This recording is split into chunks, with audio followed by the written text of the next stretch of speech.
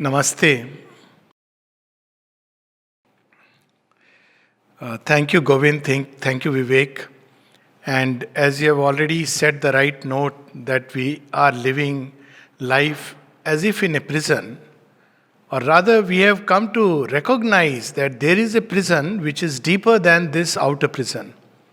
This confinement, forced confinement, out of fear, is helping us to confront with many things within us. One of them, of course, fear. Another thing is death. Another thing, as you said very interestingly, and I must make a remark about it, you said world leaders are thinking about what is the solution. They are part of the problem, actually, if you ask me. So, so what is the solution? What is the remedy? Before we talk about the remedy, we must find the real problem. So the first step is, someone asked a Buddhist follower that, you people keep sitting and looking inside and gazing inside, and is it going to solve the problems of the world? So the monk replied very beautifully, solution is later on, but it will help us to identify the problem. So what really is the problem? You see, we can take now a few examples. One of them that comes to my mind is, as a child I had read a story called Sadak Ki Atmakatha, the life history, autobiography of a road. And along those lines, I had another story in mind, Beej Ki Atmakatha, the story of the seed which is buried inside the sand. Now, there is a time when the seed is with its hard crust, like the baby in the womb, and it doesn't know, it doesn't have a problem. In fact, life is wonderful. So, everything is very nice, it gets its food, it gets its quota, and for a long time, that is how we think life is about. And yet, they say that the baby in the womb is dreaming, it doesn't remember its dreams. And when the baby comes out, then a dream trail journey begins. So too, this stage of growth, there is a stage of growth when we are completely ignorant, we don't know what we are born for, born with. Everything is pre-programmed by parents, by the society and everyone. And there are dreams which are transferred to us, transferred from this or that person or this or that community, society, teachers and so on and so forth. But a time comes when we there is a deeper dream from within that begins to emerge. And none can deny that through all the various activities of a life, through all the various achievements that we want to strive for, there is something which is at the core of it, and that at the core of it is that we want a wonderful life, a happy life, a perfect life, if I may use the word, ahead. Now, we don't know what that perfect life will be. We are told that if we get this, life will be perfect. If we get this, life will be wonderful. And we go for those things. But as we grow up, we begin to wonder whether we are really having anything perfect, whether life is really so wonderful, or we are chasing a dream which is just like a rainbow. The moment we are close to it, it vanishes. So this is how human life proceeds, has moved on for a long distance in space and time. As Sri Aurobindo puts it in Savitri, a long dim preparation is man's life, a circle of want and hope and grief and tears and wars. Through all this, there is a human journey which has reached this point where we believe that at the push of a button, we have everything at our command. This technology itself is, one of the examples of that man's mental development has reached a point where there is so much abundance at many levels, at least so much abundance for quite a number of people. But in spite of all that, we are discovering simultaneously another kind of poverty, without which life will not remain complete. And this is what we are being confronted with. We are being pushed inside to confront that depravity inside. Despite all the mental development, intellectual development, there is something which is missing. And that leads to various other kinds of problems. Let's take, for example, people often talk about poverty and they speak about, that what is the solution, system of governance, system of, economic distribution, equity, etc. But all these will remain theory as long as the root problem, which is spiritual, greed, it's not tackled. Similarly, we talk about this virus and everything, but fear. How can we make our body immunity strong enough? Fear paralyzes us, fear overwhelms us. So that the real problem ultimately, as we go further and further, we discover that it is that our consciousness is set within very small and narrow limits. Our operating system, as Govind has brought out, is ego operating system, which further limits our consciousness, its range. Our joys become so limited. We all want to be happy. But see, look at the paradox of it. Now, how much can the ego make us happy? Only when my little self is happy, or maybe my family is happy. But as Swami Vivekananda says very beautifully, when you have a universal consciousness, then all the joys of the world rush into you. There was a very interesting experience of Nishtha. I think some of us may be knowing Margaret Wilson. She was daughter of President Woodrow Wilson, previous president of America. And she was around 15, she was lying in a park. And suddenly she was feeling very happy at all the birds chirping, at so much beauty all around. And she had a passing thought, that I wish God could enjoy this. A wonderful thought. And at that moment, she felt overwhelmed with all the joys rushing into her being. And the flash, like a flash, the revelation that came to her, that but it is God who is enjoying all this. Now the consciousness became suddenly vast. Swami Vivekananda speaks of this experience. It is there in Isha Upanishad. Isha Vasyam idam sarvam yat kinche jagatyam jagat ten takten bhunjita. By renouncing thou wouldst enjoy. Magridha kasasudhanam. So there is an actual experience when the consciousness becomes wide.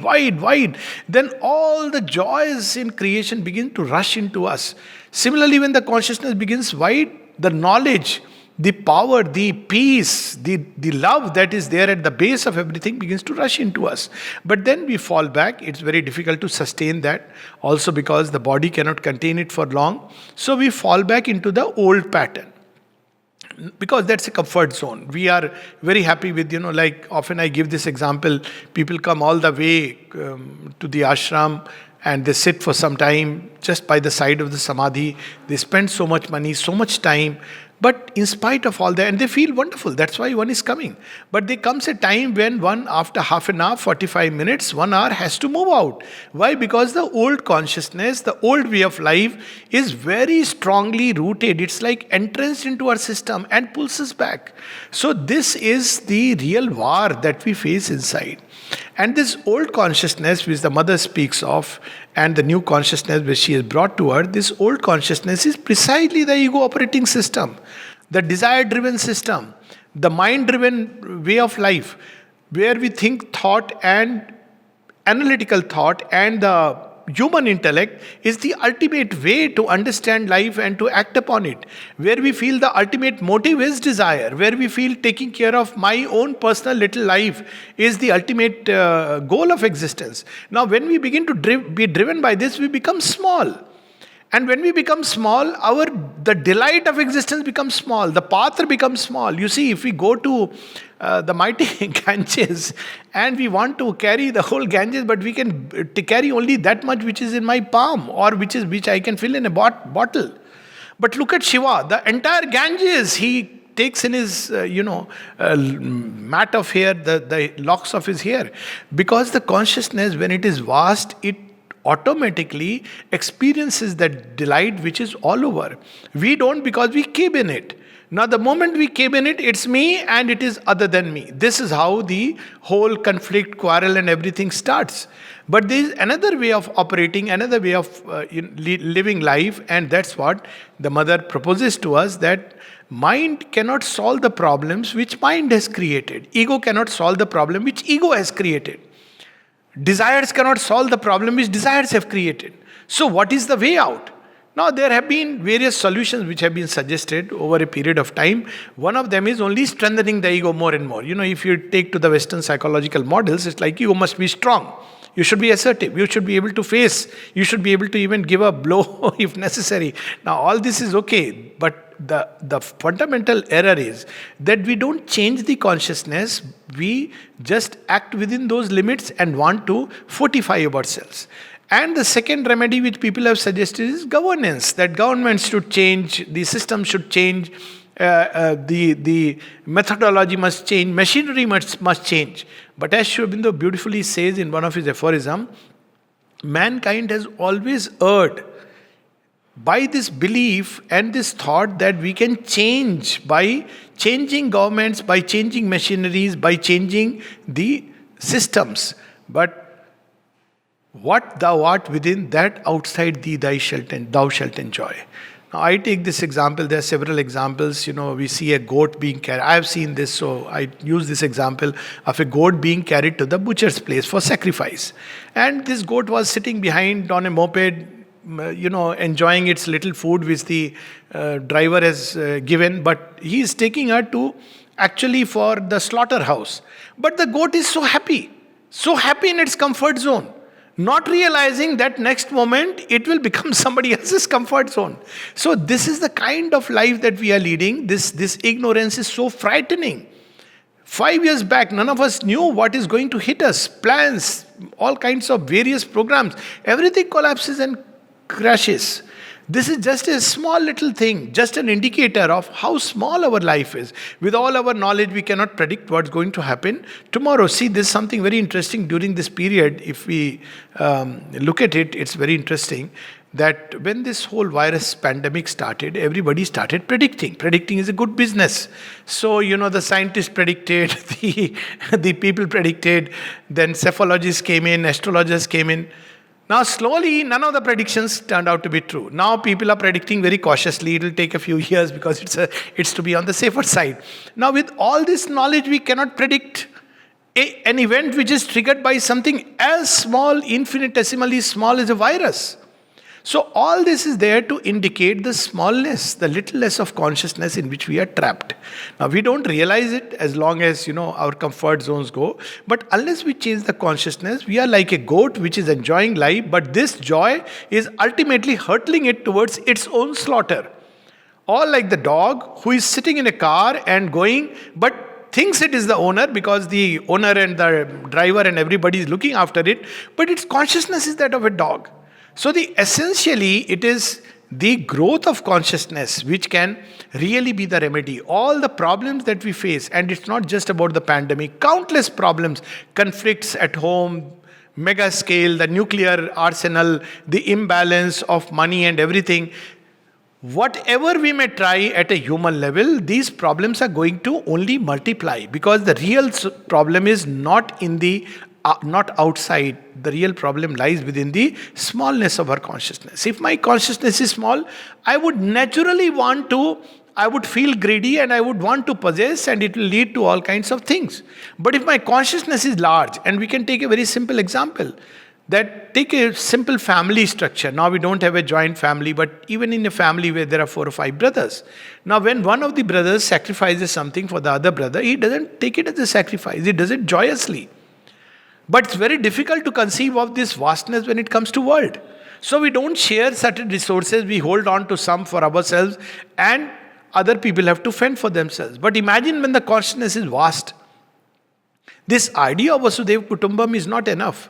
It's important that the consciousness must become vast. So growth of consciousness implies first that there should be a widening, a deepening, and a heightening of consciousness. But even this does not help us escape from ignorance. There is very interestingly, Sri Aurobindo explains in Savitri, in his letters, that from an individual ignorance, we may enter into cosmic ignorance. There are beings with very, very vast, tremendous vital, tremendous intellectual capacity, very vast in terms of their, if we take the measure. But still they are trapped within the magic circle of ignorance. So there is something else which is needed, and that's what the mother indicates in this passage which she is referring to.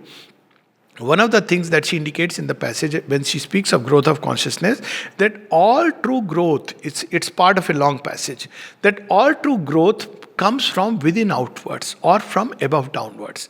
And she gives a very interesting hint about it. So within outward means that we can make things grow and develop outwardly. It's like, we shape a forest, we shape some plants, etc. We make things outwardly very nice. We know it that, let's speak of a simple thing like a harmony in a family. Now we may have everything which is wonderful, but the harmony will not come unless there is a change within each person. So this change of consciousness, the mother says, will happen either from something greater than mind as it presses upon the mind and begins to enter and change us. Which means the mind must make space for this greater consciousness, for this truer consciousness to enter. Now, this is the first thing that mother speaks of. And the other is that we must go into our depths and discover the true will. So these are the two things. We operate with knowledge and will. And depending on the frame of the knowledge and will, we will experience delight. So this is what, if we go to the Indian conception of Satchidananda, we have a limited awareness, we have a limited knowledge, and we have a limited will. Now, where is the true will and the true knowledge? One is that we must go beyond the mind. Now, since going beyond the mind was a very difficult journey for human beings, Sri Aurobindo undertook it, and some mystics have undertaken it. So the mother made it much simpler. She said, okay, when we as children cannot go beyond the mind, I'll bring that consciousness which is beyond the mind into man, near to man. She has served it right like a food in the plate. But we can't eat the food. Why we cannot eat the food? Because we are already overfull with the old food, the stale food. We are very attracted to it. So even when there is something so beautiful brought close to us, when mother was asked that this greater consciousness of which you speak, the supramental consciousness, it is there. So what is required to receive it? And she said, widening. If we remain small, it's not going to enter. It will smash. Can we imagine the Niagara entering a small little bottle? Somebody is standing below with a bottle. The bottle and the man will be wiped away. Only from a distance we can experience the splash. So there has to be wideness. There has to be strength to receive. Now Vedic rishis knew about this need of strength. So they spoke about strength being developed through tapas. Tapas is the right way to develop strength. What tapas means? That and that's where purification comes in. We leave the lesser for the greater. Tapas is not, renouncing things outwardly. Tapas is renouncing a lesser state of existence for a greater and more beautiful state of existence. And tapas means a concentrated energy. Right now, our energy is in all kinds of directions. We want this, that, everything. So in the process, we miss the one thing which alone can really redeem us. As Sri Aurobindo says beautifully in Savitri, we lose the one for whom our lives are made. So tapas is a concentrated energy of spiritual endeavour. Every energy, when we try to take it to its utmost possibility, that is tapas. And the mother speaks of it. She doesn't say that tapasvi is somebody who is sitting in a particular dress, particular cloth, particular posture, in a particular mudra, with a particular dand and, kamandalu in hand. She speaks about tapasya of beauty. Can we imagine? There is, beauty, tapasya of beauty. She speaks about the law of beauty. We all want beautiful things. But it has to move from the crude to the refined, to the sublime, to the divine. Tapasya of love. What kind of love we experience in life? We all know that. Completely egoistic love. Love which is the finest flower of heaven upon earth.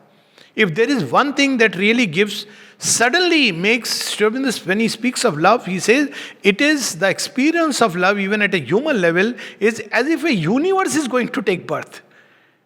As if the soul is going to merge into the divine. That is the experience of love. But it doesn't last because we cannot hold the flame. Instead of the fire being at the center, the ego comes in. And so that energy goes away. It goes into 100 and 1,000 calculations. So she speaks about the tapasya of love. She speaks about the tapasya of knowledge.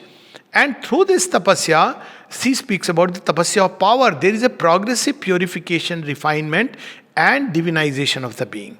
So there are two aspects of it. One is that the growth of consciousness means opening to something vaster, something deeper, something higher, and for that our mind has to become quiet to make room. So one of the biggest difficulties is that, like people who hesitate at the shore, that should I not? Should I step into the sea? Should I not? So they keep reading a lot of books. And they have developed a whole lot of, their library is full of books on the sea. And one day they venture into the sea and they venture with a, boatman. And they are carrying all their books because they have read all the books on the sea. And after some time they consult the book and say, oh wow, lovely, yes, it's written in the book. Then after some time they go further, yes, this is there in that other book. But something about the sea, it is unpredictable. And in human life, if we do not prepare for the unpredictable cannot be prepared by books. It's something which is inwardly we have to develop. So as the story goes of our seafarer, that somebody after a long time hesitating eventually ventured into the sea with a boatman, and he kept telling the boatman, I have read this book and that book, and the boatman was naturally enjoying the sea. So boatman kept saying, sir, I have not read any book. Oh, you haven't read this book? You have wasted your life, and so on and so forth. Suddenly there is a hole in the boat. And the boatman asks only one question, sir, do you know to swim? No, I am very afraid of swimming. I have read all the books, but I know about swimming, but I have never swam. So he says, sir, all your books are a wasted effort until you know swimming. So real life is like that. So when we speak about growth, widening, heightening and deepening, many people try to make it like a book picture. They tell us, this way you practice, this meditation, this technique, and the consciousness will expand. This is not real time. Real time is very different. And that's why in Sri Aurobindo's yoga, Sri Aurobindo gives us a very interesting key. Instead of all these things, he says open to the mother. Now what is open to the mother? It means now we will be carried by the divine Shakti herself. So now the incalculable, the unexpected, the unpredictable is there to challenge us. And it is at that point of time when all our mental understanding about everything fails, that we have the hand which is holding us and which will carry us through that great journey. So we must understand that this is not just a method or a technique how to grow in consciousness. It is an attitude, it's an approach, it's a faith, it's a courage, it's surrender. All these things help us. And when we have this confidence that the Divine Mother is with us, then we can go through not one sea but the 7 seas and everything else, because we know that the Creator himself or herself is carrying us on this journey. So this is the first aspect. And this journey goes on through everything. Every moment of life, every incident, every event, very small event, is a choice given to us either to fall back into the old or enter into the new. Take a simple thing, food. It's to our taste. Very good. I am very happy. But it's not to my taste. Even better, I have a chance of growing. See, I have somebody with me who praises me, you are a wonderful person. Very good. But I have somebody with me who is critical of me. Even better, because this person is giving me a chance to grow, to widen. I'm not saying deliberately, please choose, like Nindak Niyare Rakhi. We should not be looking for those who are criticizing me and want to keep near. But it is a chance of growth by making the choices. And we can make a choices of falling back into the old ways, or we can make a choice which makes us wider and which makes us stronger, makes us plastic, and so on and so forth. So it is throughout. Yoga is not something, yoga is the means to change consciousness, but yoga is not something which is to be practiced only in a hermitage at a fixed time, morning Brahma Muhurt and so on and so forth. Yoga is something which is going through life, the attitudes with which we face. Imagine, that famous story of, King Janak and Shukdev. That, or Narada, the story comes in many ways, that, he goes through the entire city, but his focus is on the little pot over the head which is filled to the brim with oil. And one drop it falls and this man is going to, face the consequences. So this is the way we can navigate through life, to be focused on the real goal.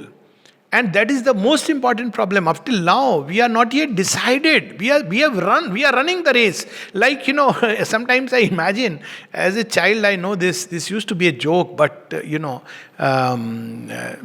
I have actually met some people, people who don't know where they have to go. And they're like vagabonds, and they are on the railway station, some very crowded railway station. And if you casually ask, kahan jana hai, where are you going? I don't know, let the train come. So, you get into the train. Imagine if we really do it, that I get into the train and, somebody says, where are you going? I don't know, maybe the train is taking me somewhere. Where is it taking us? How does it matter? I'm enjoying life. This seems to be a nice train, comfortable train, but where are you going to get down? I don't know about it. So we live life like that. This is the degree of ignorance, that if we ask ourselves, what is the goal of my life? We don't even know that. We'll talk about something which is very temporary. Okay, after 10 years, after 20 years, often people ask this question. In psychology, this is a way that you ask a person a question, where do you want to see yourself 40 years hence? So I always found this question very crazy. So I flip the question very differently. And I says, imagine you have one more moment of life. And you can ask only one thing. What are you going to ask? Instead of saying where I will be after 40 years, 50 years, 60 years, just ask ourselves that we have one day, maybe one moment. If one moment looks too short and we can be granted one boon, what is it that we will ask? God has come saying, you ask one boon. What will be asked? And we all know the answers. What we are going to ask? Anything ephemeral, transient, or we'll say, I want to be completely yours. This is the best boon to ask. Now, what we will ask at the end of the day, why can't we ask throughout the day? So this is this focusing of energies, this concentrated in everything. That's what creates the change. Now we may say, okay, but if we are concentrated on God, how are we going to lead our life? That's where the word purification comes in. Every activity of life has its origin above in something which is divine. That's the basic premise of Sri Aurobindo, and we see the same thing in the Gita. Urdharva Moolam, Ashwath tree, its roots are above. We think it's below. So suddenly we cut ourselves off. This is human and that is divine. Divine is something vague, something vast, impersonal, Brahman, which has nothing to do with this world.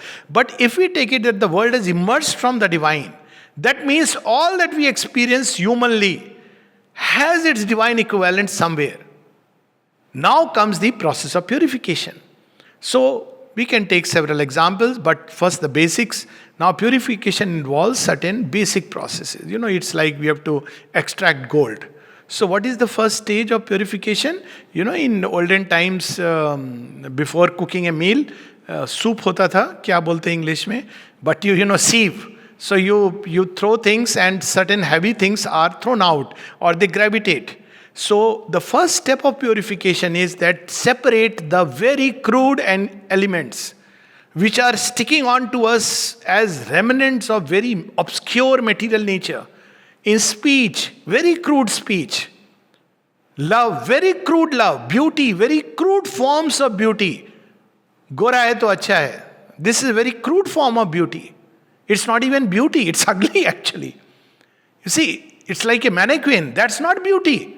But the crudest form starts there. Something which is purely material, something which is purely outward, something which is very gross. And that's how, the word love got so much defiled. What is love? A passionate attraction and merely a physical act, and that's love.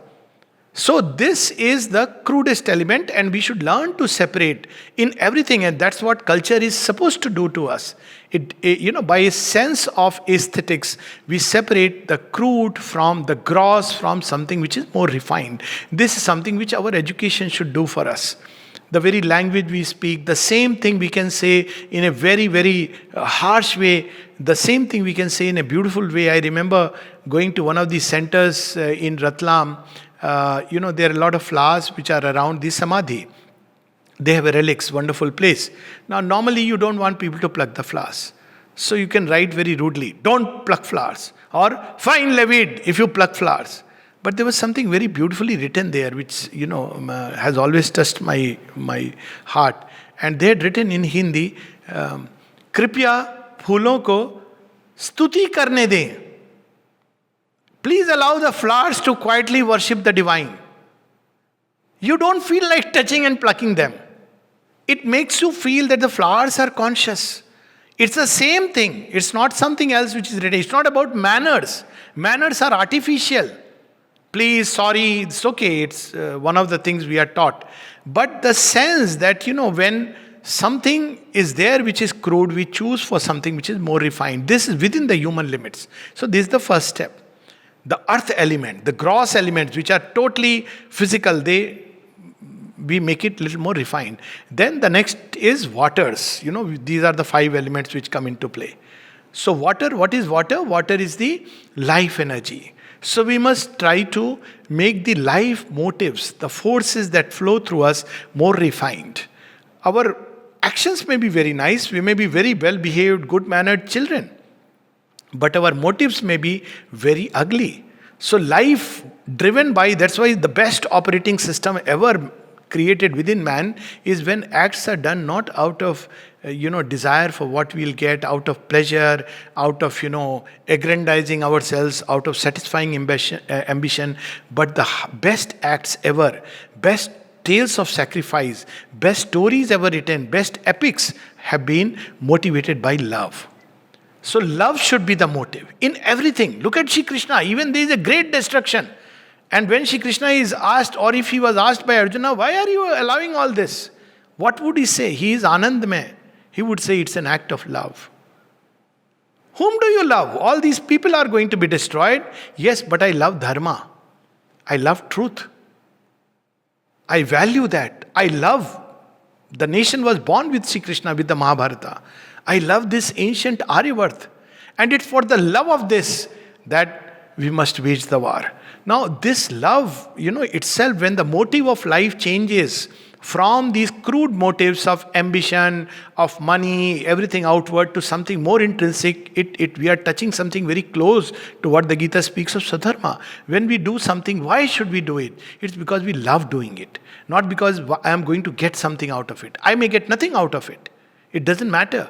But the joy that comes because we love. So this is the second level where we allow the purer waters, the purer life energies to flow through us. So as they say, the Panch Prana, there are 2 kinds of lower life energies. These outer desires, wealth and greed and aggrandizement, the ambition, these are 2 lower kinds of fuel. And when we are driven by that, it throws up a lot of smoke and clogs the system. But there are higher fuels, and one is, of course, love, and the other is, of course, ascension into greater and greater regions of consciousness. When we do something as a yajna, so there is a change in the motive. Then the third purification comes when the maruts come in. You see, we have the physical element, the earth, we have the liquid element, jalam, and we have the maruts. So what are these maruts? They are the energies of thought, manifold thought. So purification is not just outward. Sharir Shuddhi is all right, but if the mind Shuddhi, I remember very interestingly one of the humorous anecdotes of Sri Aurobindo where Niruddha asked him, "Sir, I have this boil, what should I do?" He said, "You have to propitiate it by reciting this mantra." Some mantra he gave, just humorous mantra. So Niruddha tells him next day, "Sir, I recited, and nothing happened." He said, "Oh, I forgot to tell you that you have to recite it in the presence of 4 Brahmins who don't have a pot belly and they are free from sex thoughts." Now, imagine. Imagine, we are doing, and I'm surprised. I have seen many homas being conducted and all these very nice things. Even a Bhagavad Katha being conducted, and I am talking of facts which we must know. I am not talking of those religions which are not religions but purely. But the highest that man has ever conceived in terms of thought, which is beyond religions, is Sanatan Dharma. And even there we see Bhagavad Katha being conducted. I am telling you a real story. I am not saying all are like that. And the end of it, the Pandit says, "See, nowadays there are problems, so please give cash." Now, I was so surprised. The context was that there was a discussion going on between me and the family members on the Bhagavad, and I just was casually enjoying over a cup of tea. 2 hours we discussed, all enjoyed about what the Bhagavad is about. And then she says that, 1 week we had Bhagavad Katha, and the man asked 1 lakh rupees in cash. And none of these things was told to us. Where did you learn it from? I said, no, you don't learn it from any book. This is when you actually swim the sea. Books on the sea will not tell you that. So what is this sea swimming? Who teaches? The Divine Mother teaches us.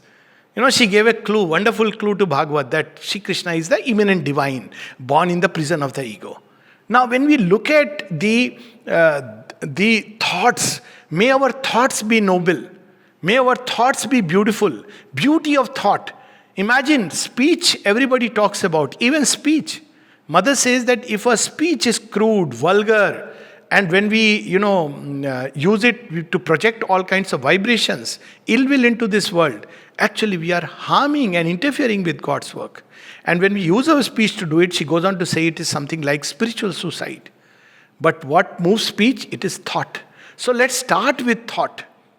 Let's watch over our thoughts. That's how she describes in the Dhammapada what kind of thoughts come to us. And she gives various methods, learning to step back, look at the thoughts, thought control, observe the thoughts. Then we see what thoughts I want, what I do not want, what thoughts are going to help me and help in the world. People often ask that I want to do mother's work. How can I help? And immediately they put a pocket in the purse and want to bring out money. Watch over the thoughts. Am I spreading ill will with my thoughts? Am I spreading vibrations which are going to harm, disrupt the harmony, the beauty which the world is meant to express? Or am I going to help this world with beautiful thoughts? And this is where again I find the Gita very fascinating. Two things very fascinating about the Gita. Song of immortality being given when the dance of death is going on. And the second, what is Sri Krishna infusing into Arjuna before the great massacre? Beautiful, uplifting thoughts. Thoughts that will endure the rub and change of time. Thoughts that will outlast not just Arjuna and the battle or one generation, but thousands of years down the line. They are the thoughts which will impregnate and seed a future humanity. He is going to do an action which is very gory. But behind it are thoughts of compassion. Kartavyam kuru karmani. Do it as an offering. Yagyarth karma. Your actions are not, you are not doing only for Rajyam Samraddham. That is the minimum, you deserve it. Because it's a just war. But do it as an offering. Doesn't matter. You may win the battle, not win the battle. But you have done your bit. Look at the kind of thoughts that the Gita, what levels it takes us. And when we ascend through thoughts like that, some people ignorantly feel ascension of thought means I pick up a scripture and I debate and discuss upon it. Not at all. It's degrading the scripture. Because scripture contains in itself something very high. Now when we start debating and discussing it, we are actually bringing it down the human mind's drain. But when we use those thoughts and seed our life, and we want these noble thoughts to become the very the cornerstone of our life, those motivating maruts, then they become very, very powerful. You see, when we look at how the maruts were born, very interesting. These thoughts can change this world. Look at Sri Aurobindo's thoughts. During the First World War, he is seeding the world with such thoughts. The secret of the Vedas, the essays on the Gita, Upanishads, Renaissance of India, and of course Savitri, the life divine, synthesis of yoga. So thoughts. So these are the maruts. So these are three levels of purification. The physical, vital, mental. But it is not enough. We may have beautiful thoughts. But again there is a tendency for these to be pulled down. And that's what we see in that beautiful passage, which I would request Vivekji to just circulate the whole passage to everyone. It's so beautiful. Now, in that passage we see, she says, there are two more things which are essential. Because see, when you take the 5 elements, there are 2 things still missing. The Agni and the Akash. So after all these thoughts which we have accumulated, reading of the scriptures, trying to practice it, and the good life forces, motives, and we have separated crude actions from a little more refined action. Even in action, see the martial arts. Martial arts you are hitting, but look at the action, it's so refined, it's like dancing. If somebody didn't know that it's martial arts and devastating power, then we will think that the person is dancing. Because even the crude gesture, the crudest action, powerful action, not the crude, is stemming from a very refined state of being. Then after that, the Agni. So she says all to create true creations that are going to last start from within outwards. And she gives the example of the ashram itself. We try to do it the other way around. For example, we say that, well, when I am settled in my life, then I will turn to God. But when we begin to This Agni has the power to rebuild a whole world, whole creation. This is what we have learned. This is the lore, the great lore of the Vedic rishis. That everything may be lost. And Sri Aurobindo puts it very beautifully. He says, if two things remain, courage and love, you can build everything. So this Agni, which is there at the center, when Badr was asked that how are we going to build a new world? You know what she said? She said something very interesting. She says, Sri Aurobindo has given the secret in the Vedas. Oh, where is the Vedas? What has he said? He says, by the will. By the pressure of the will and faith. What does it mean?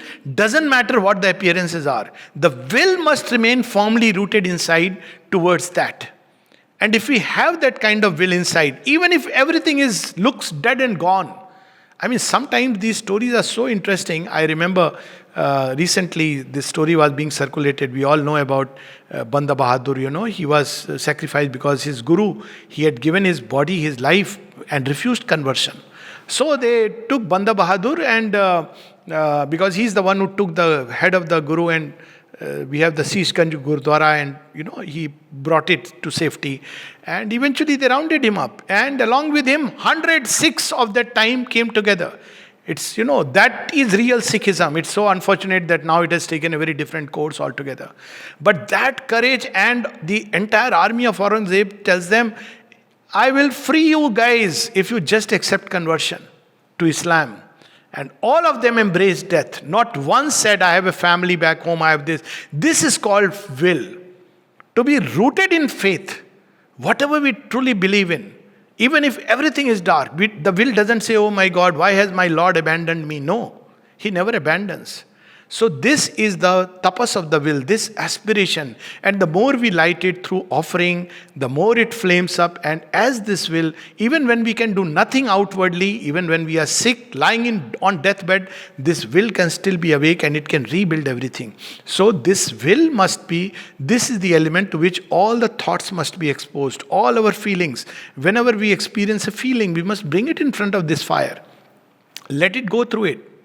It will undergo purifying and cleansing process. And this has been tested and proved to be true. Mother gives a simple exercise that, when you have a thought or you want to act something, bring it before this fire and this light. And it will tell us whether this is the right way or there is something deeper. We don't need moral lessons. Enough of them. All artificial things. But this will tell us. Or even if it doesn't tell us, pass through it. And we'll see that it gets purified. And it's a very simple way. Let's say that, people want to get married.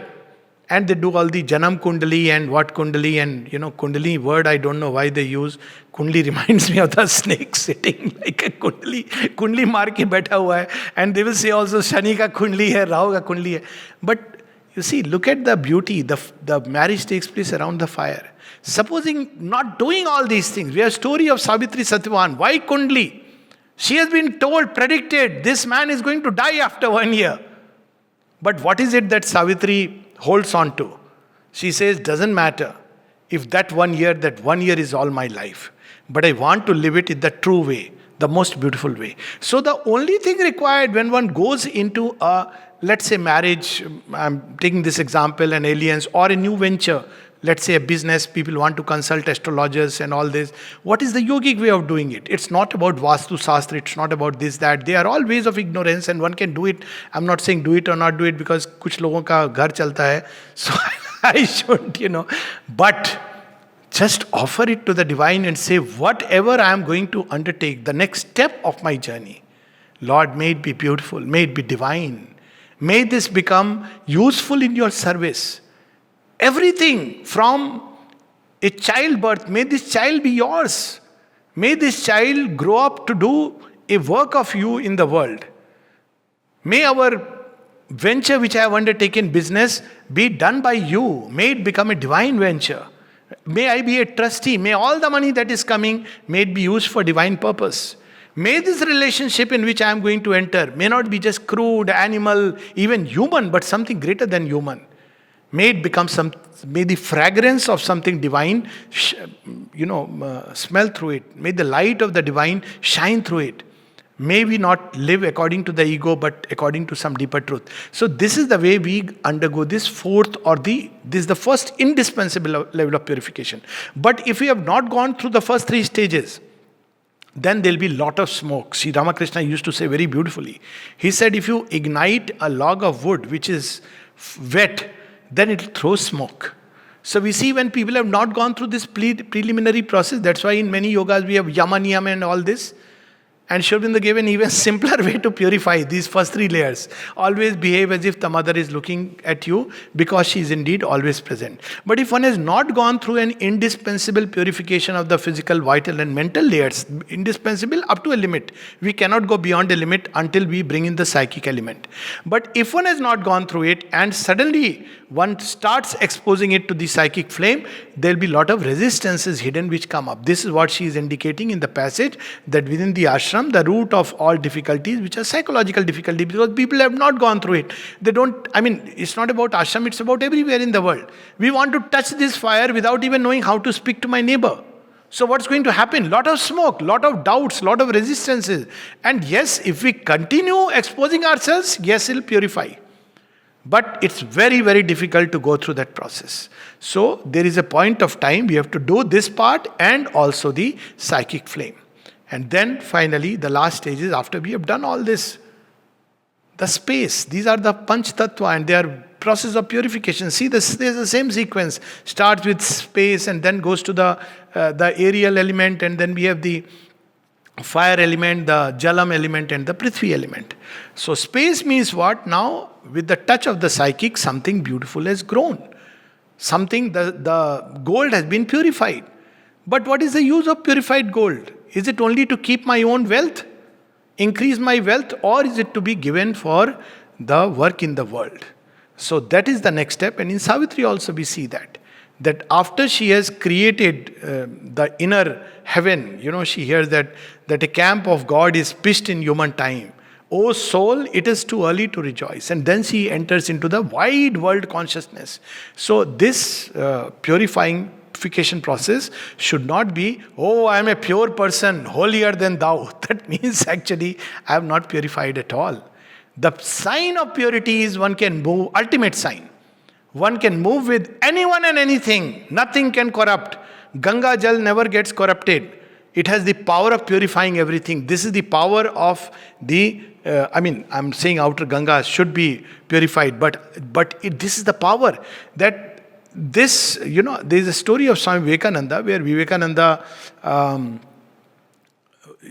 he was to travel outside and people complained to Ma Sharda that what is it we hear that he, goes out, sits in hotels, he eats meat. I have heard he drinks wine also.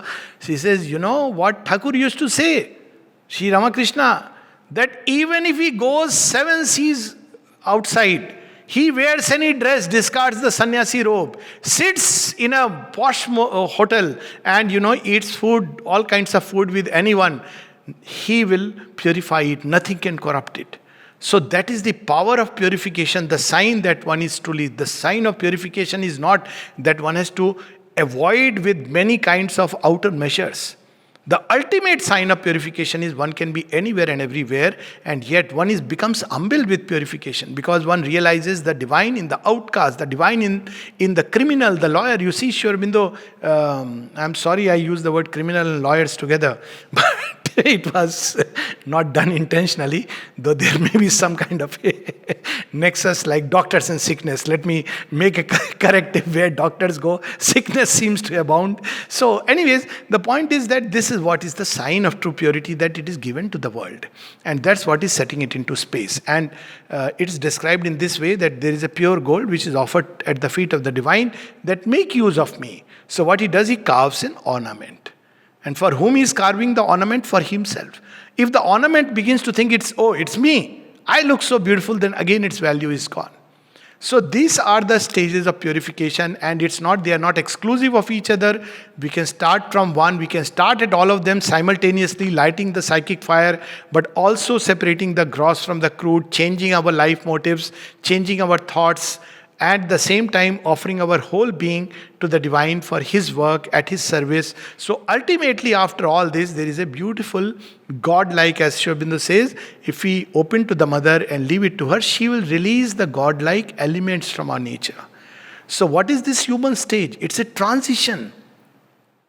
We hear about the gods in the Upanishad, that all the gods are there in a human form. Where are they gone? We have to purify the human nature, which is still too much which still carries the stamp of animal and Rakshasa and Asura upon it. This is the story of purification of Sita, walking the Agni Pariksha. Sita is material nature. So it's a symbolic story. She has to meet the divine souls. So she walks through the process of purification, then the two of them come together. And then, of course, the larger work in the world. So this is the whole passage and the process. It may look difficult, but does man have a choice? We have a choice either to evolve beyond human, because we are programmed for that, or to remain forever unhappy being human, because with passage of time, because of the new consciousness, the original programming, we are programmed to evolve, we are going to feel left out, left behind. The pressure of outer circumstances is bound to increase more and more. As the mother says that the future of the earth depends upon a change of consciousness. And the change is bound to come. But it is left to men to decide whether they will collaborate and consent for the change, or the change is thrust upon them by the power of crashing circumstances. And the crashing circumstances have started, not today, 100 years back. And they're going to increase. Forget the cephalologist. It's not about one virus. There are 100 things, because the original plan of the divine for which the earth has been created is what? Eko ham bahushyami, I am one, I want to become many divines. We all are destined to become divine. So we have a choice either to evolve or to collapse back into the simplicity of the animal world. This is the choice which is going to come, and it's going to increase more and more, and we should not be, frightened with it. We must know that behind every mask of terror, there is the smile of the divine beloved. Rip off the mask by having faith, and we see the smile of the beloved. See the mask with the eyes of terror and fear, and we'll be more and more frightened and go inside. So this is the whole journey. This is the process. So as she has said, that the remedy lies in a growth of consciousness and purification of consciousness. They are two that go together.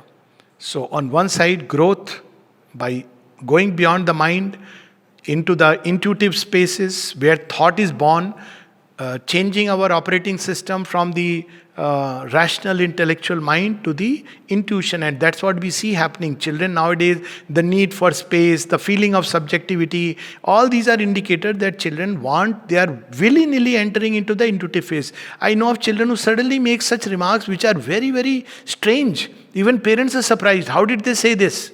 They are very intuitive things. So we are changing from the rational analytical mode, and that's why man is likely to lose this faculty of reasoning with passage of time. We see this happening because it has entered into too much activity, and now it's going to collapse. The collapse of the rational world, analytical world, started in 1960s. Counterculture movement and all this. I'll be whatever I want to be. It was like the rational world built in a very neat, perfect world has collapsed. Scientifically, it started collapsing when the entire science entered into chaos. And in the quantum world. So basically, the outer structures are bound to collapse. We don't have to worry about it. We don't have to hold it and try to resurrect the same. It is the body of Sati which is being destroyed because she has served her purpose. But out of the flames of Yagna, in which Sati sacrifices a body, Parvati, the new consciousness must arise, the daughter of the mountains, the new energy, the divine energy born in earth nature on its heights and its peaks. That is the solution, and she will find a way and mean to reach her beloved, Shiva, the divine consciousness. She will find a way. And it may start with even Kama. See, look at the story. It starts with an attraction to the divine through Kama. But where does it end in? The destruction of Kama, and Kama becomes Anang, the divine love. The love which is in the heart of Parvati. So we should not be worried. They are appearances. But our focus should be on this growth and on this purification. And if we do it, we'll cross over, and not just cross over to the same old world, but to an entirely new world. And if we cannot do it, well, One cannot do it. So life is like that a whole species have been wiped away. The mastodon, the sloth, the dinosaur, the 9 levels of, at least 9 we know of, pre-human, our human ancestors. So there would be elements in humanity which are not ready to take the leap. But let us, for ourselves and for most of us, let's pray for the whole earth that may we be blessed to take a leap into the future. Thank you. Thank you, Alokji. I think it was beyond wonderful, I would say, because it has a lot of action, activity for us to follow and do. And the elaboration of the passage where we got this reference, I will circulate to everyone, as you mentioned. And I think it was very well put together for the growth and purification, different steps. That if anyone has any question, you may ask, or we can take 1 or 2 questions and then we'll close today's call. I have a question. Sure, please. Yes, sir. Did you record Pandey's notes or words? Did you record it? Yes, they are being recorded. At least at this end, they have been recorded and they'll be put up. Yes. Is it possible? It's so beautiful what you said, Alok. Betty and I have been to India many times and know very close friends with Aurobindo Basu before he passed on. Thank you, sir. I would love to be able to share what you said with our family. And Okay. I would love to be able to have opportunity to have the recording. Sure. Yes, sir. We'll do that. In a I will send an email to everyone. Yes, in a couple of days, 2 or 3 days, I suppose we should be able to send you the links. Yes, we'll do that. Fantastic. Beautifully done. Thank you so much. Right. Thank you, sir. Alokji, we have Aditi, Arjun, Ambika also here. Yes, without them, the questions are not complete. Yeah, hi, where are you? Okay. So there was a part of your speech when you were saying that it was an example where I don't 100% remember the wording, but you said that these people were asked whether they would convert or die, and they said they would die. So I have a question. How does that mean that you have a strong faith? Like, See, yeah, I got it was a story, the real story. It was not. Can you please mute your phone if you are not? Yeah, I'll just respond to Aditi. So Aditi, this is actually a real story of during the time of Aurangzeb. You may be aware now, of course, a lot of, like every beautiful movement tends to degenerate over a period of time. To save the Hindus who could not fight the Mughals, out of a section of the Hindus, the Sikh gurus created what is now called as the Khalsa Panth. So Khalsas were those who were ready to sacrifice their lives for the sake of safeguarding others against the Mughal invasion. This is the original history. There is no, without adding a word I am saying. So in that process, the Sikh gurus taught them to sacrifice. It was a unique combination of spiritual practices, spiritual ascension, and a spirit of sacrifice, not just inwardly, but even outwardly, just like the Gita, if you look at it. So in that process, there are many stories in that. One of the Sikh gurus, Guru Tegh Bahadur, his children were actually, they were buried alive. And the master was asked that, you accept Islam. And he said, no, I won't. Children were actually buried alive. Then he was made to sit on a hot plate. And he refused. And eventually, when people asked him that, who is going to liberate, it was not like India, but, from this Mughal rule. He said, when a man who is really a spiritually great human being, pure human being, when he offers himself as a sacrifice, then this place will be liberated. So his son says something very interesting. They're all sitting. Who will be this man? And the 9-year-old son, Guru Gobind Singh, later on the 10th Guru, he says, Father, who else can be greater than you in terms of spiritually pure? And that is how he challenges Aurangzeb and says, you convert me and you take my word that everybody will accept conversion.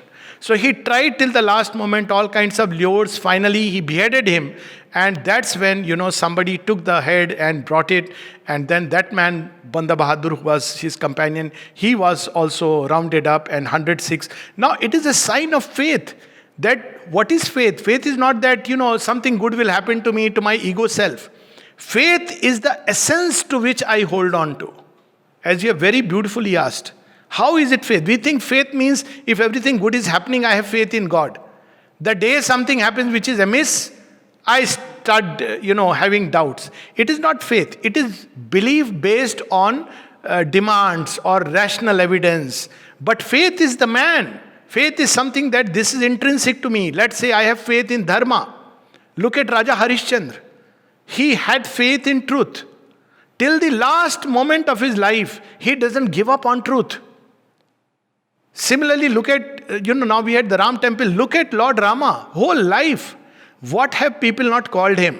But he has faith in that great word of the, he lives by that great word that Raghukul Reet Sada Chali Aayi, Pran Jai Par Vachan Na Jai. He says, I believe that if I do truly dharma as a king, whatever people may say, good will come out of it. So this faith is something very intrinsic and it is so precious that one should never ever lose it, even if one is in the final moments. In fact, that's when, because the journey doesn't end with the last breath.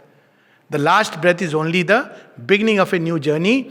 Vayuranil amritam achedam bhasmantam sariram. Om kritosmar kritam smar kritosmar kritam smar. Ishupnishad. The last breath is the beginning of the first breath. This is how we should look at the human journey. So these great forefathers, I feel so proud to say, my ancestors and our ancestors and the world's ancestors, because they sowed the seed of beauty and divinity in the world. What was their life? How did they look at life? Not the way we are so frightened, if there's something like this happens to me, let it happen.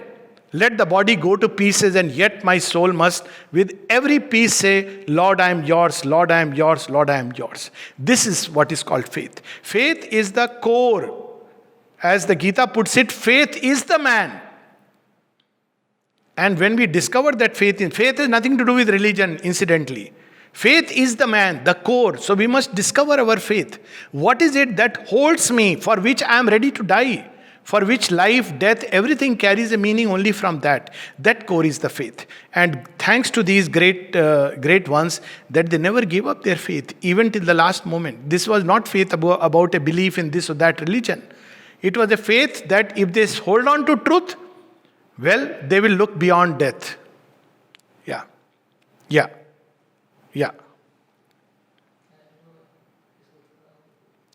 So that's the question. Yeah. Any other question? Yes. What's the difference between having hubris and dying about something that's not worth dying over, and having faith and will? Because there's like a silver lining, right? So what we're taught when we're younger usually is that you shouldn't stress over things that are not worth stressing over. But what I'm hearing right now is that if you have faith, or if you truly are determined to believe something, you should die over it. So what's the difference between knowing what's worth that energy and knowing what's not? Yes, it's a very good question and a very subtle one. Because there are people who would say they are dying for their faith. But let me tell you that like everything else is corrupted in life, this faith has also been corrupted into some kind of a belief system or a socio-political ideology. Just a moment. Yeah. Yeah. For which people are being motivated to give their life. Now, this question was asked to Sri Aurobindo. I'll come to the deeper element, but first let's put it very bluntly. What about a jihadi who says, I'm dying for God, and he bomb blasts? Number one, this sacrifice that we are talking about is not a cowardly act, number one. Second is that it is not something which is motivated with bags of money which are going to enter into my account. It's not motivated by promoting a certain kind of ideology, by promoting a certain kind of religion. That is not faith. Faith is one of the divine elements in nature. We have changed faith into a belief system that, this particular God is my God and He is the ultimate God and for whom we may give our life. But faith is more intrinsic. Let me put it now a little more explicitly. Let us say that, for Lord Rama, people went, marched with an army, and they fought with, the Asura king, and many of them died in the process. So, was it just for Rama that they were sacrificing their life? Or because of what Rama stood for, what he really believed in? Now, when we look at it, it's a very subtle distinction. Now, the subtle distinction is that Rama lived and stood for whatever is noblest.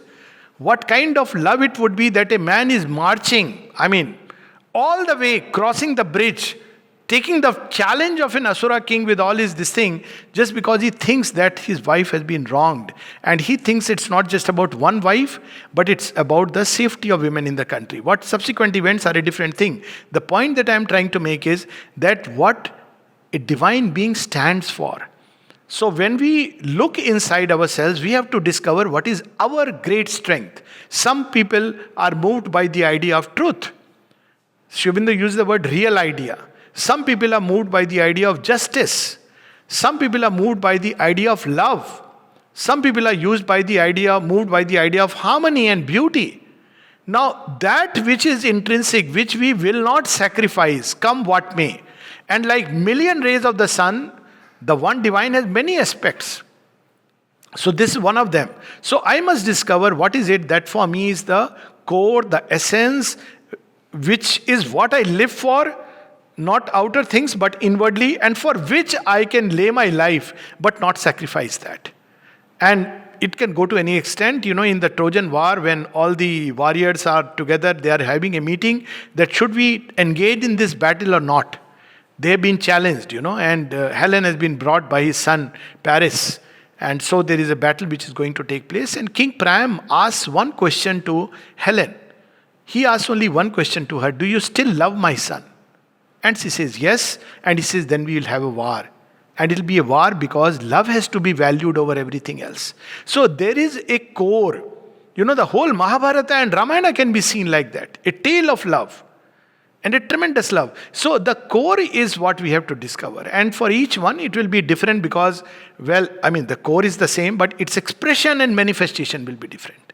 So we must discover it. Now, this core we may find more, going with a particular kind of ideology or going with a certain kind of, belief system or a certain religion or independent of that. That is a different thing altogether. Like, I have been moved always with the idea of perfection in the world. I'm just giving an example. This world must become perfect. So that is my core. Now, if I didn't find a way and means, I would not choose nirvana because this is my core. I can't sacrifice it. But, I discovered that Sri Aurobindo does give a way that this world can become perfect. So it is something so beautifully aligned to my basic faith. So faith is something we must discover deep within ourselves. It's independent of the circumstances of our birth, independent of all indoctrinations and social and religious pressures. Yeah. Anyone else has any other question? Maybe before. Alokda, I have Yes. a question. Yes. How do you build this faith in little kids? How do you inculcate that in toddlers and little kids? Yes. So how do we inculcate anything? There are three ways of doing it. The three principles of education. First is by words.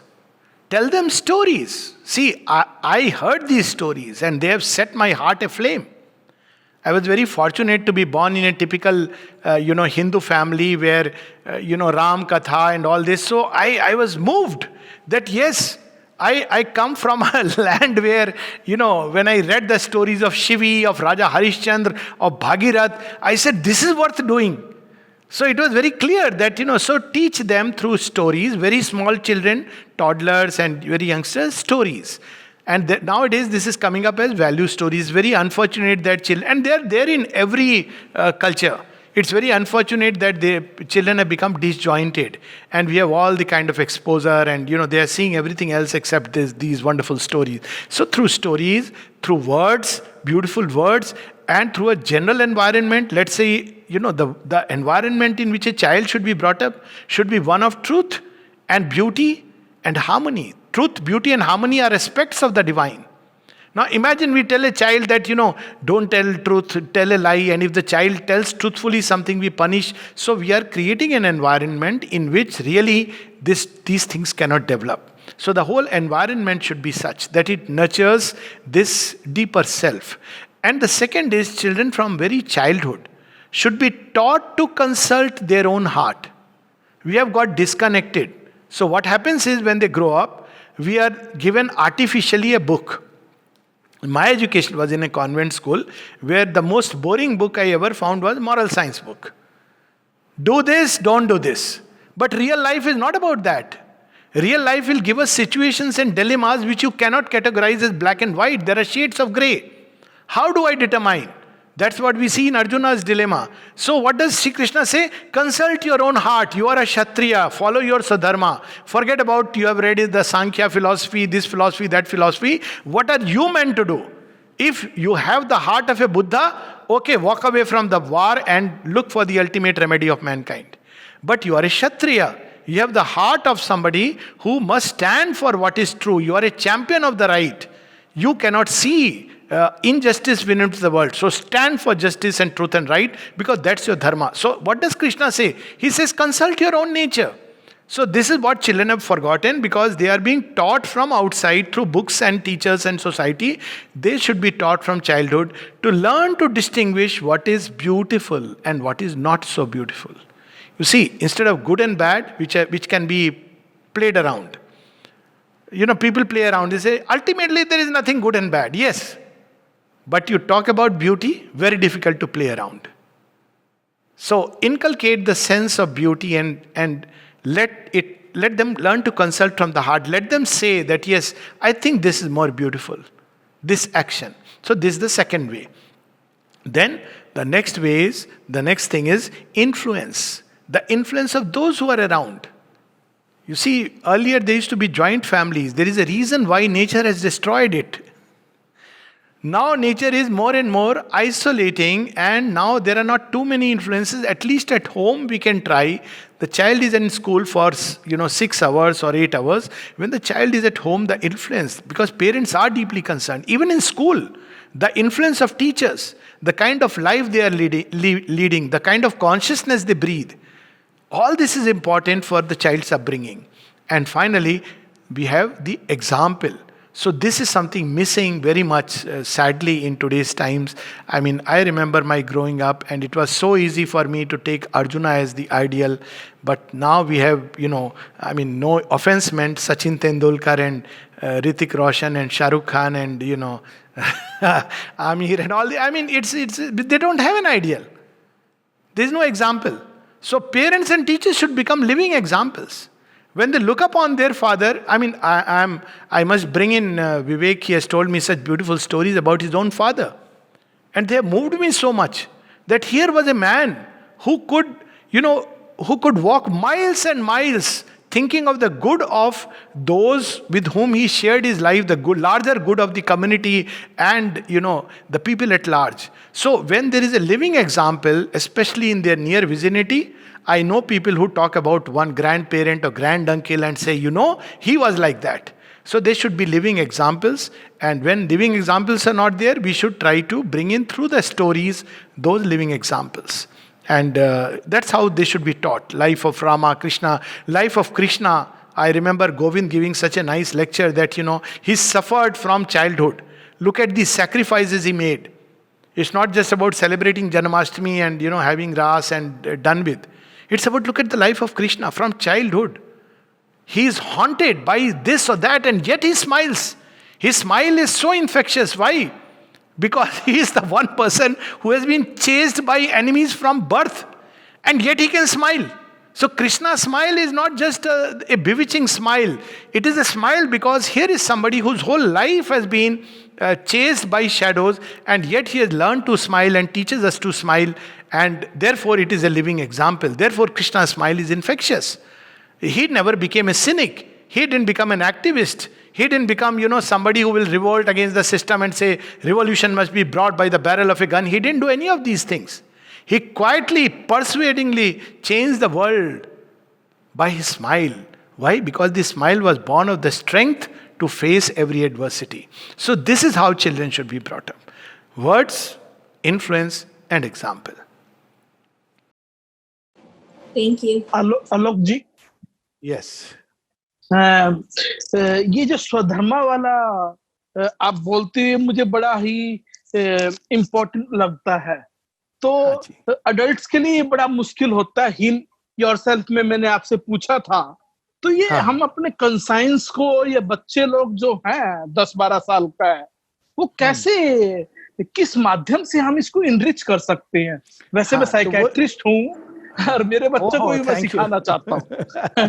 धन्यवाद. सो conscience जो है वो तो एक mental construct है, जैसे हम सब जानते हैं. एक सामाजिक कंस्ट्रक्ट है, या it's from the society, from various things. But the true self, the true sense of what is not only true, as I said, but also beautiful. Now good and bad is not the criteria. The criteria should be true and beautiful. Because when we speak about the divine, we don't speak about good and bad. This is unfortunately a mental translation of things. But it is about true and beautiful. So this place which is the center, the true self, is in the core of our heart. And that's why when we say namaste, we don't, of course we can do that, but we instinctively join our hand. When they ask, who are you? We don't, tap our head and said, I am so-and-so, Harvard professor. I don't say that. Nor will we stroke our belly and say, I am a rich man. We touch our heart and say, I am so-and-so. So this I is here. And we must teach. In children it is much more easier, incidentally, because the ego has not developed as an empire. The file is still not fully corrupted. The Trojan horse is not entered. So we must try to, right from childhood, teach the children to feel. They have forgotten how to feel. So we teach them how to think, but not how to feel. Many of them don't know how to feel. Many children don't know even, whether I'm in love or not. So strange. The most powerful element in life, they don't even know what is joy, because they don't know how to feel. They mistake joy for pleasure and happiness. Everything is a khichdi. So to teach them what is a quiet joy, what is truly love, and to teach them to feel what is true and what is beautiful. So as they learn, slowly, they will grow up into wonderful adults. This is the way that Mother has taught, and I know people who practice it, and it's really wonderful. Any book you can suggest for children which are full of, enriching stories of people? Yes. Stories, it's very unfortunate. Yeah. I still feel that if we really want one book, it is the Ramayana and the Mahabharata and the Bhagavatam. 3 books. If you ask me, because they are the best, but otherwise there are many collection of stories and there is no end. Nowadays everything is available. But if you ask me the most enriching books, it is the Ramayana, Mahabharata and the Bhagavad. Between them, the 3 books bring in almost everything possible to enrich a child's consciousness. Okay, so... If you want to ask any question, Francisco, you said you wanted to ask a question. Hey, good morning from New York. Thank you for the for this time. It's absolutely beautiful. So I am in New York City. I am from Ecuador, and the people who study most the indigenous belief in the Americas say that the only person who express completely is Sri Aurobindo. So I want to challenge the 2 process. So we have Munai. Munai for us is will, courage, and love will be compassion. It's one energy. It's not separated energy. Yes. Energy make the divine focus and create this thing, and we can return using Munai.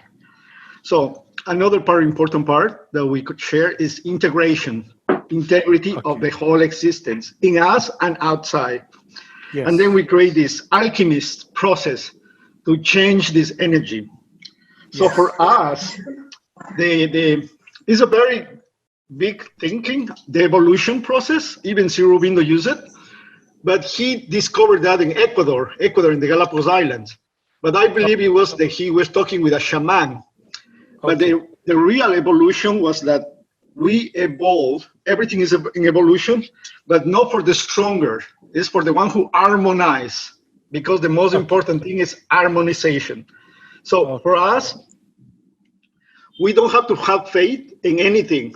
Actually, oral knowledge for forever never was written down, because writing is a limitation. Yes. We did a lot of images in our textiles. So our textiles and explain about the universe, the macro universe and the mini universe. So all of them are expressed in our textiles. So they say we have faith that we choose to exist, and we exist in the integration with everything. Yes. Is that compatible? Because when I see Indian beliefs, they have a lot of concern about words, a lot of concern about procedures, and obsessive about the kids. The kids are like, when I talk with somebody who's Indian, I think he's in jail of their parents. It's never free. And the parents love them. It's not about jail. For the indigenous people, we take the kid when he's 12 years and we send it to the forest until he decides who is him and choose his name. From that to the Indian parents that will choose their everything for the kid. So is that compatible with Sri Aurobindo? I am fantasizing because I want. I'll come to that. So first of all, Sri Aurobindo is a very vast synthesis, and so there are aspects of many different kinds of approaches. Like as you said, the evolutionary aspect, the compassion and love as one energy. All this is very much definitely there. But there are many elements which are also unique to Sri Aurobindo. So we know, like the Gita, many aspects of the Gita are. We see well aligned to Sri Aurobindo. This thought that you mentioned, there is an alignment with Sri Aurobindo, but there are many unique and new elements. So when you use the word compatible, it is like from one can definitely enlarge into another. Whereas there are kind of systems which are not too compatible. Like if there is a thrust towards nirvana, now, it may not be very compatible because it's towards otherworldliness. If there is a thrust towards asceticism, it's not very compatible with, So this is one part of it. As far as the Indian system goes, it's a very big subject.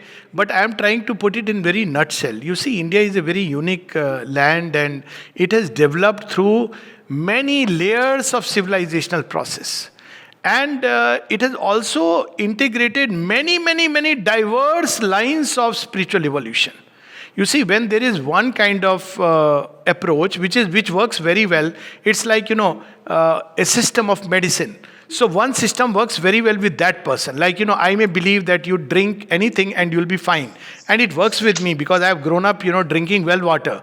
But I know that in modern educated youth in the city, if I tell him, he'll be horrified and in all likelihood, he will develop a severe stomach upset. So each one there is a approach unique to each one. And in India, we have many such approaches. So you can imagine a confluence of many rivers. This is the second thing we have to understand. Third is about faith. Now, faith is not a belief system at all.